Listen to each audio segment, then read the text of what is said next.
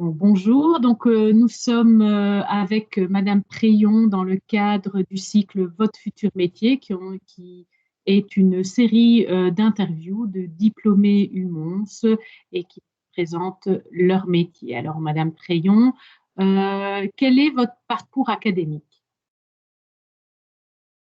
Moi, je viens de la faculté de psychologie à l'UMONS, qui était l'UMH à l'époque. Et j'ai fait psychologie du travail et des organisations, et je suis de la promotion 2009. Ok. Alors, où travaillez-vous actuellement? Je travaille à Odoo. C'est une entreprise, c'est un éditeur de logiciels de gestion d'entreprise. Donc, c'est une start-up du domaine IT. Et j'y suis depuis février 2010, donc c'est mon premier emploi. Ok. Alors, quel est votre métier en fait actuellement? Alors, il est un peu difficile à définir, donc je suis, product owner, interne, et spécialiste UX. Actuellement, je m'occupe principalement de nos besoins internes en logiciel, donc en termes de logiciels de gestion, et en plus de ça, je suis conseillère en prévention, chez Odoo. Ok. Alors, est-ce que vous pouvez nous expliquer les missions principales de ces deux fonctions? Alors, le plus facile, donc en tant que conseiller en prévention, bien c'est, tout ce qu'on attend d'un conseiller en prévention en entreprise. Donc c'est principalement faire de la prévention en termes de bien-être, au travail, aussi bien psychologique, sécurité et incendie, et cetera. Et alors, en tant que product owner, le but principal est de rendre simple, un outil informatique qui est assez complet. Donc en gros, c'est un ERP, et le but est de rendre simple l'ERP pour les utilisateurs, et répondre à des besoins business tout en restant très générique pour essayer d'attirer un grand nombre d'utilisateurs, dont le domaine business est assez diversifié. Ok. Alors, est-ce que vous pourriez décrire votre journée professionnelle type? Cette question est un peu compliquée puisque je n'ai pas vraiment de journée type, et vu que ça fait longtemps que je travaille, au même endroit, bien, je fais un peu mes journées, en fonction des besoins du moment. Mais par exemple, quand il y a un gros projet conséquent, comme par exemple la mise en place d'un système automatisé de rendez-vous pour nos commerciaux, il y a une part d'analyse des besoins, il y a beaucoup de tests, de l'outil en question. Les développements, mais ça, c'est pas moi qui fais, mais je suis le développement, et alors, de nouveau des tests, de la communication et puis de la formation, quand on met vraiment en place, l'outil pour nos équipes, quoi. Ok. Et par rapport à votre fonction de conseiller en prévention interne, est-ce que il y a des tâches faites spécifiquement tous les jours, ou alors c'est à certaines périodes de la semaine ou du mois ou... C'est plutôt ponctuel étant donné que donc c'est une société où il y a pas énormément de risques, je vais dire, au niveau sécurité, c'est un travail de bureau, donc il y a pas vraiment de travail au jour le jour dans ce genre de société. Aussi, ben, le management met déjà beaucoup de choses en place par eux-mêmes pour que les employés soient le mieux possible. Donc, tout est un peu géré comme si c'était une PME, alors que c'est déjà une moyenne entreprise. Et donc, les gens s'y sentent bien. Et donc, c'est plutôt ponctuellement quand il y a, par exemple, ici, on vient de faire les visites d'entreprise pour l'analyse des risques globale et systématique heu, d'Odoo. Donc voilà, c'est ponctuellement en fonction des besoins, je suis là, et je fais les visites, d'entreprise avec le conseiller en prévention externe, et je traite avec le service externe de prévention et de protection au travail. Ok. Alors, ben, quelles sont les compétences nécessaires à ce métier? Hem, alors pour le métier de product owner, c'est un peu compliqué étant donné que je pars avec un background de psychologue et j'arrive dans un service IT, donc c'est un peu, je ne sais pas vraiment si on peut parler de compétences. Maintenant, il y a quand même des compétences intrapersonnelles. C'est avoir beaucoup de recul sur les choses parce que justement, on a tendance, quand on traite avec les clients, le client, il a un problème précis en informatique maintenant et il veut que son problème soit résolu tout de suite. Et nous, en tant que product owner, on est là pour rendre un produit générique et simple à utiliser. Donc, il faut avoir beaucoup de recul pour pouvoir expliquer au client que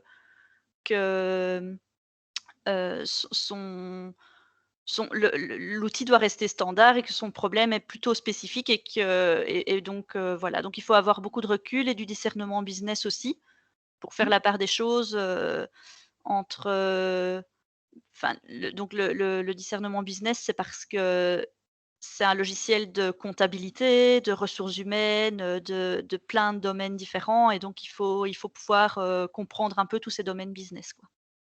OK. Hem, Est-ce que justement parcours académique, vous a apporté un plus par rapport à d'autres candidats, ayant peut-être des profils, qu'on pensait plus adaptés, pour la fonction? Alors, je pense que mon profil académique, m'a permis, heu, bien déjà en tant que psychologue, je pense qu'on apprend, déjà on apprend beaucoup à travailler par soi-même. Mmh mh. Donc c'est-à-dire, les études de psychologie, c'est beaucoup des travaux à rendre, des investigations à faire, en extérieur et des analyses, beaucoup de travail d'analyse à faire et donc ça m'a permis effectivement de pouvoir, travailler dans ce domaine-là. Aussi, ben, j'ai fait la psychologie du travail et des organisations, donc il y a quand même une grande part d'ergonomie, hem et d'ergonomie notamment, IT et donc c'est ces éléments-là qui ont fait que mon employeur m'a engagée, je pense, OK. voilà. Et par rapport à votre fonction de conseiller en prévention interne, hem, je sais que dans certains, parcours académiques, ils doivent faire une formation spécifique en plus, mais, votre, fonction de conseiller en prévention interne, est-ce qu'elle était enseignée, au sein de votre, master, de psychologie du travail et des organisations? Non, cependant, j'ai fait un stage, dans un service externe de prévention et protection au travail et en plus de ça, mon stage, le rapport de stage, était basé sur, l'outil informatique que ce service externe, utilisait, pour leur, système. Donc là, on revient sur la question précédente, donc ce rapport m'a beaucoup aidée aussi pour être engagée chez Odoo et donc et c'est pendant ce stage-là que j'ai fait le niveau 3, conseiller en prévention niveau 3. Donc j'ai fait pendant mes études vraiment de psychologie. Par contre, je n'ai jamais fait le master complémentaire en bien-être au travail, qu'on propose en psychologie, quoi. Oui. OK, d'accord.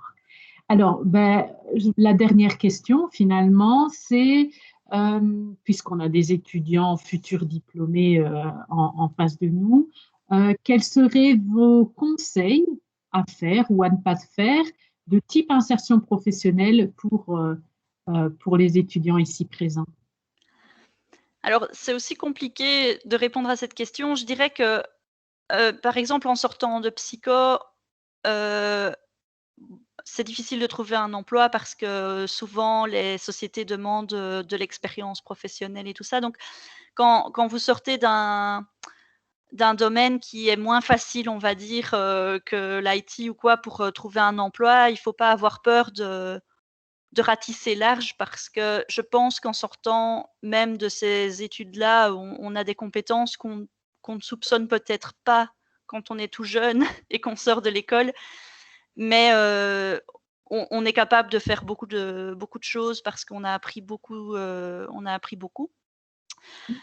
il ne faut pas avoir peur de ratisser large dans sa recherche d'emploi. Il ne faut pas hésiter non plus.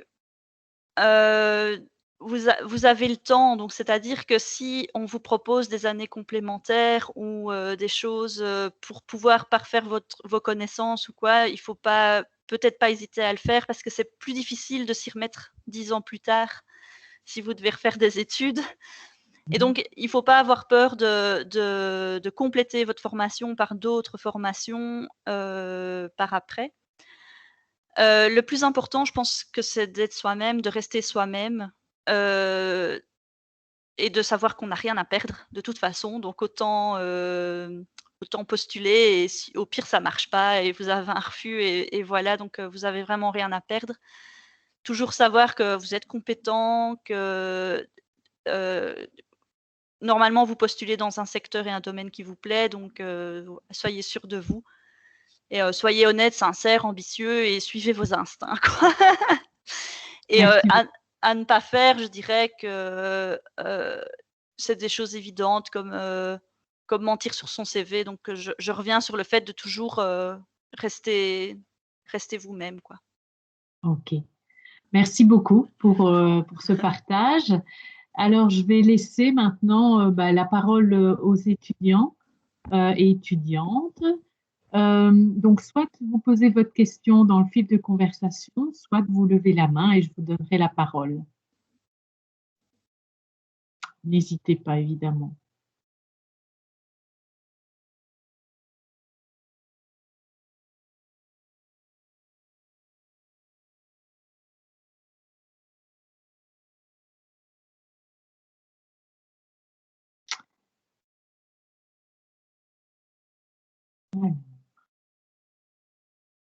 Voilà, Madame Kuhn, vous pouvez prendre la parole. Bonjour. Bonjour. Déjà, je voulais vous remercier toutes les deux pour cette possibilité d'ouvrir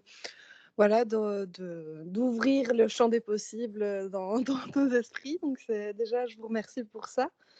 Surtout que quand j'avais vu le titre de votre métier, j'étais un peu curieuse de savoir ce que c'était. Donc voilà, vous avez été vraiment clair dans vos explications. Donc ça a permis d'enlever le voile sur ce métier. Et je me demandais juste le service IT. Après, c'est peut-être juste le service IT. Qu'est-ce que c'est en fait? C'est IT, c'est tout ce qui est informatique, mais je ne sais plus c'est quoi les lettres exactement. Donc c'est un service de développeur. C'est principalement des développeurs, quoi. Je cherche vite, mais D'accord. Oui, c'était. IT, c'est technique de l'information. C'est voilà, technique de l'information. Merci. D'accord. Merci. Et donc c'est des développeurs et c'est le service de recherche et développement en fait, en informatique. D'accord. Ok.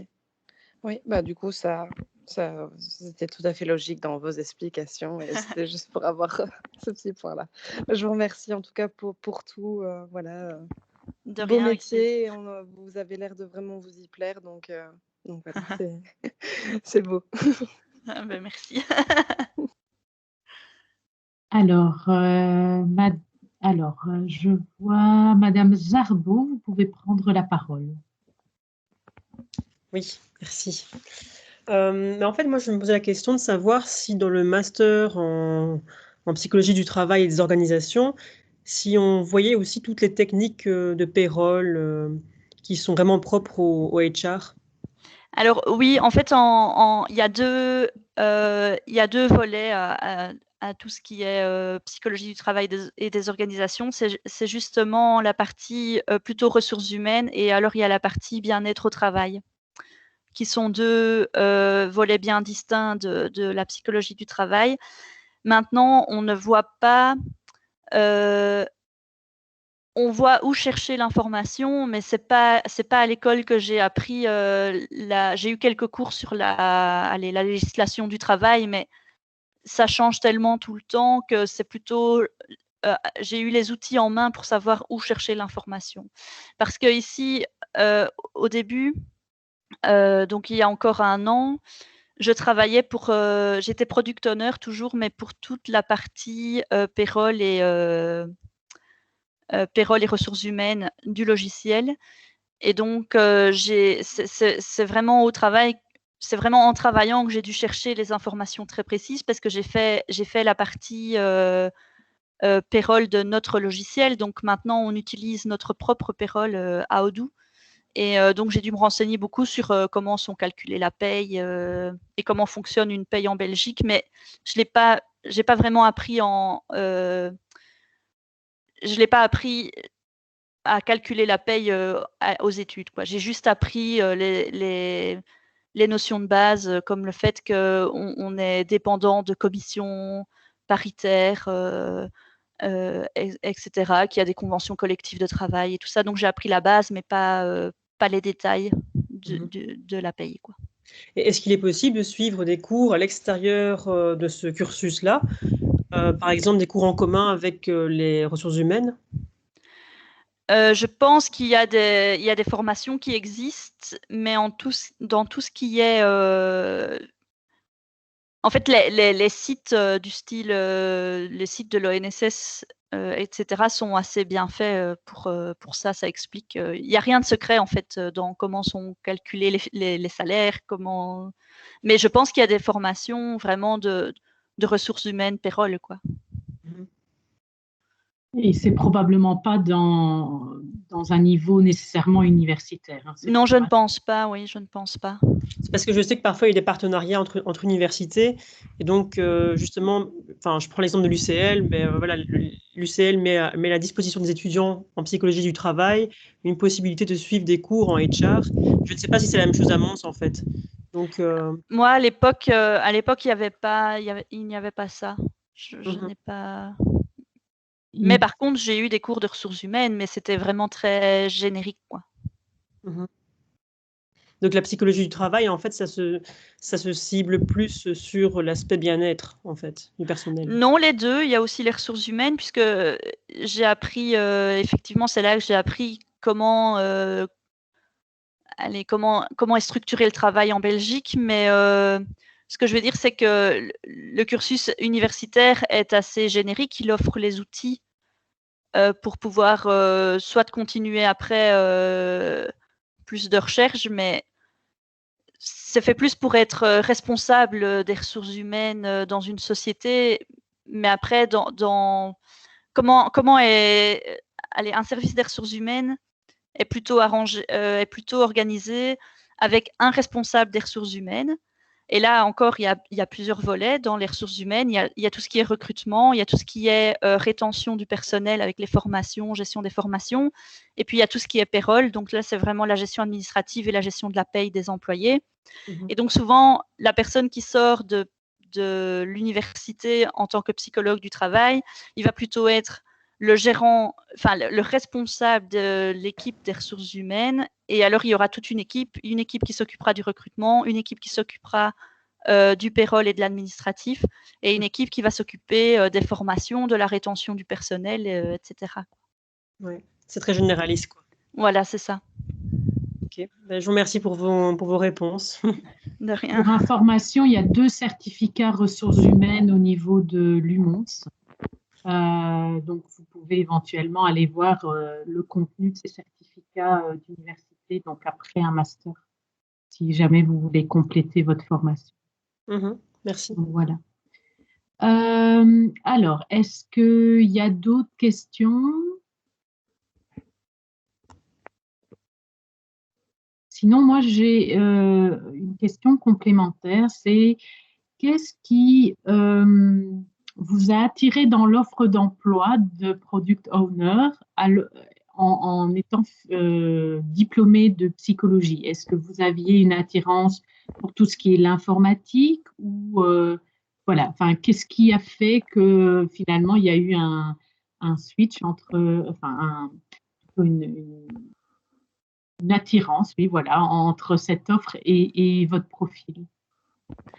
Alors, Ce qu'il faut savoir, c'est que je suis sortie des études donc en septembre 2009. J'ai trouvé chez Odoo en février 2010. Et donc, j'ai postulé à différents endroits. Au début, je cherchais vraiment dans le domaine des ressources humaines, mais c'était compliqué parce qu'on demandait beaucoup d'expérience, etc. Et puis, j'ai commencé à ratisser beaucoup plus large, à me dire... donc, tous les matins, je m'asseyais et je regardais les offres d'emploi. Et puis, dès qu'il y en avait une qui pouvait un tant soit peu correspondre à ce que je recherchais, je prenais. Et là, c'était une toute simple offre d'emploi. C'était vraiment marrant parce que c'était assez... ça tenait en une page. Il y avait très peu d'explications sur le job et tout. Il cherchait à la base un quality officer, donc je ne savais même pas ce que c'était. Et il y avait des mots-clés comme un logiciel open source, il fallait être familier avec Linux et des logiciels, enfin des logiciels un peu open source comme ça. Et donc je me suis dit, ben pourquoi pas, parce que il n'y avait rien dans l'offre qui me disait que je ne devais pas postuler là. Enfin, il n'y avait rien qui me disait, ben non, il fallait parler un peu anglais, je savais parler un peu anglais, il fallait... donc je me dis, ben, autant tenter, et puis j'ai tenté. 2 semaines après, j'avais un rendez-vous et j'ai directement eu un rendez-vous avec Fabien Pincars. Donc Fabien Pincars, c'est le patron d'Odoo et c'est lui qui a eu le prix du manager de l'année cette année-ci. Donc, donc j'ai eu un rendez-vous avec lui en février 2010 qui a duré une demi-heure et en fait, voilà, ça a matché et c'est assez anecdotique en fait la façon dont j'ai postulé là, parce que pour la petite anecdote, quand j'ai vu l'offre d'emploi, mon mari qui est beaucoup plus dans l'informatique que moi, j'ai attendu qu'il rentre, lui, du travail pour lui demander ce que c'était que de l'open source. Oui, donc en fait, finalement, vous n'y connaissiez pas grand-chose au niveau informatique. En fait, je connaissais, si, parce que j'avais été sur Linux, donc je connaissais Linux et je connaissais l'open source, c'est juste que je ne connaissais pas le terme open source. Je connaissais logiciel libre, en fait. Ok, d'accord. Et j'ai juste demandé la confirmation à mon mari si open source voulait bien dire logiciel libre, parce que je me suis dit, je ne vais pas postuler sans savoir ce que ça veut dire vraiment open source. Voilà. Parce que comme je le disais, il faut rester soi-même, donc il ne faut pas parler de choses qu'on ne connaît pas. Et donc, donc je connaissais un peu l'informatique et je m'y étais toujours intéressée, notamment pendant mon stage et tout ça, j'aimais bien. Donc, je connaissais l'informatique, mais c'est vraiment l'offre d'emploi n'était pas vraiment spécifiquement pour vous, mais voilà, elle ne vous elle n'était pas contre moi, pas de postuler. En fait. Voilà, c'est ça. Ok, d'accord. Ok, donc finalement, en fait, aussi, c'est votre manière d'avoir les compétences que vous avez apprises pendant votre master de gestion peut-être de projet, d'analyse de données, sont très intéressantes pour ce métier-là, en fait. C'est plus, mais c'est plus ma manière d'être à moi qui m'a permis d'avoir le job plutôt que vraiment ce que j'ai appris à l'école. Ok. Voilà. Donc, en fait, finalement, votre parcours prouve que quand on a un master, on a un diplôme, une carte d'identité, on va dire, une carte de visite, et après, finalement, toutes les portes sont ouvertes. Nous, de nous présenter le mieux possible. Exactement. Ce que je veux faire paraître, parce que vraiment, je pense que mes études m'ont vraiment beaucoup servi pour mon job actuel. Mais c'est clair que mes études n'ont presque rien à voir avec le parcours que j'ai, quoi. Ok. Voilà, merci. Alors, est-ce que une autre étudiante aurait une question? N'hésitez pas.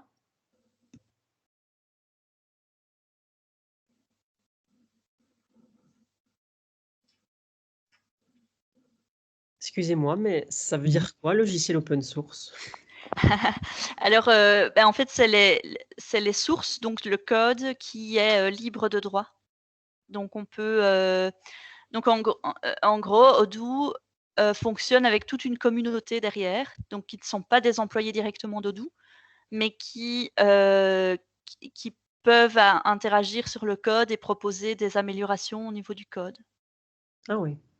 Et à l'époque où moi j'ai postulé, il était complètement open source. Donc c'était vraiment un logiciel gratuit qu'on pouvait télécharger sans souci sur le net. Et puis depuis lors, on a été un peu plus loin dans le service et donc maintenant on a une partie qui est un petit peu plus, qui est toujours open source, mais qui est quand même limitée. Donc c'est une licence limitée. Tout le monde ne peut pas. On peut utiliser les sources, mais on ne peut pas les revendre. Mhm. Oui, ils proposent la création de sites internet, mais c'est assez limité. Hein. Ouais, ouais. Enfin, je veux dire, la gratuité est assez limitée finalement. Ouais. Mais en fait, tout ce que les clients payent, c'est non, parce que le site internet, par exemple, n'importe qui peut télécharger le site, enfin peut télécharger l'application qui permet de faire le site.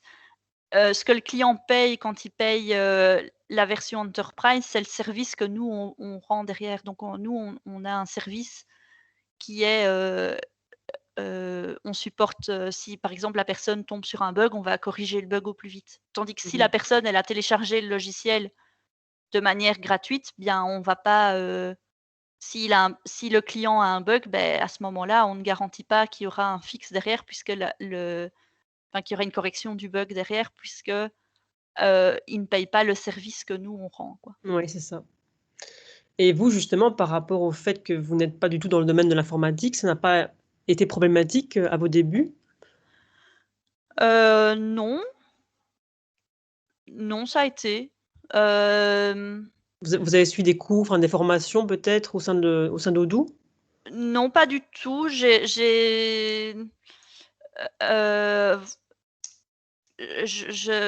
Enfin, je suis un peu prise au dépourvu là. J'ai pas suivi de formation, c'est juste que, en fait, chez Odoo, on est vite mis dans le bain, on va dire. Une des premières phrases qu'on m'a dites là-bas, c'est, voilà, on te jette dans la piscine et puis tu apprends à nager et puis on va voir, ce qui se passe.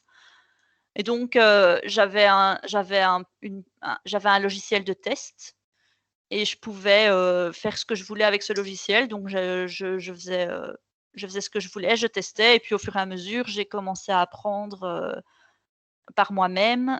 J'ai jamais suivi de formation spécifique en développement ou quoi que ce soit.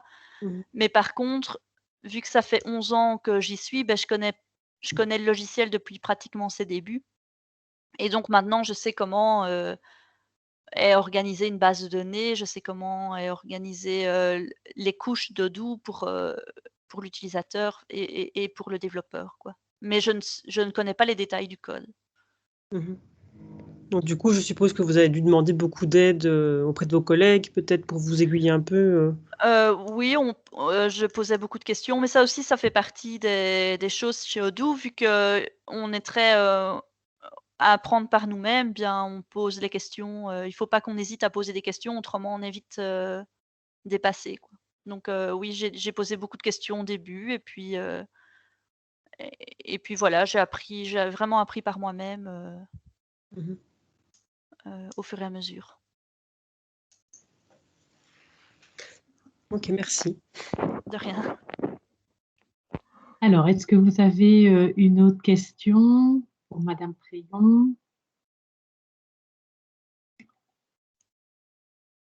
Alors, ben, en attendant, en leur laissant un peu le temps de réfléchir, peut-être une minute, Madame Prion, est-ce que vous avez des informations ou une vie complémentaire à donner par rapport à au contenu de cette interview? Est-ce que voilà, il y a quelque chose que vous voudriez rajouter peut-être? N non, je ne vois pas. Heu,